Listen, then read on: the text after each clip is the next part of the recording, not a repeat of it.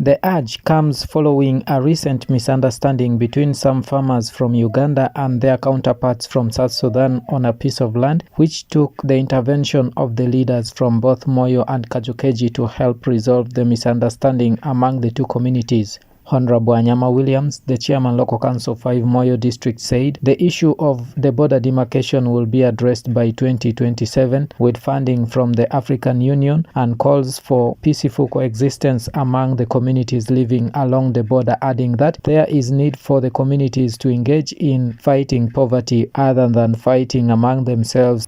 In the year 2027, it is expected this process of clear boundary verification would be achieved with the funding and support from the African Union. But we are appealing to both communities. For now, as we are waiting for this, we need to call for peace. Both communities can engage in economic activities. They can continue to coexist peacefully.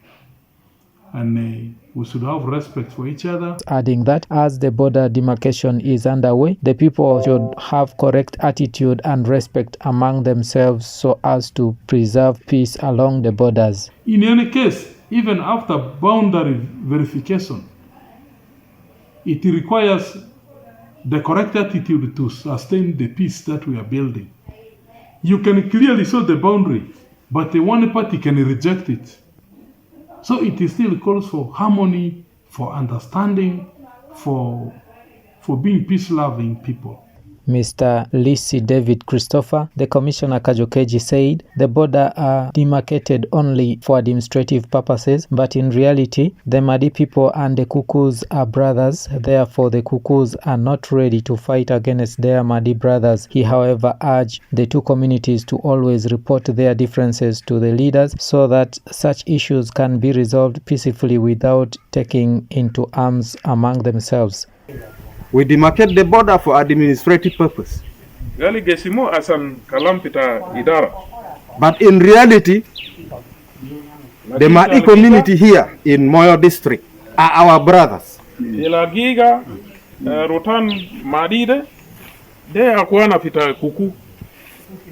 So I have come here to tell them and to assure them that we are not ready for any misunderstanding.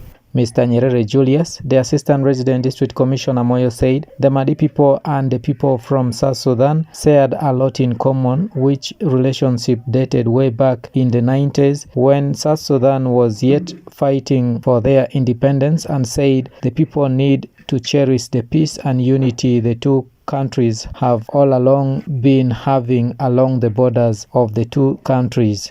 To bring Panasonic batteries and Everest to Arua, around 30 boxes, to defend that front line so that the Arabs, they don't overrun Nimule. Because we know we have our brothers Madi from side of Opare and Pageri, because I'm a Madi in Uganda.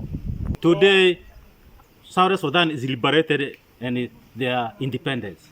We shall cherish the peace our people enjoy along our common border.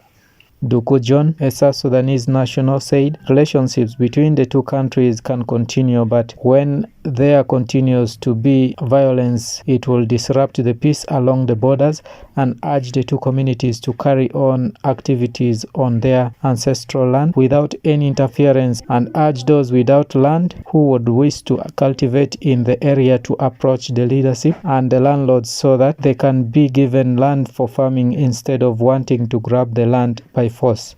Relationship can continue, but when we continue to violate, when we continue to intimidate, it disrupts the peace. So we suffered for long in South Sudan.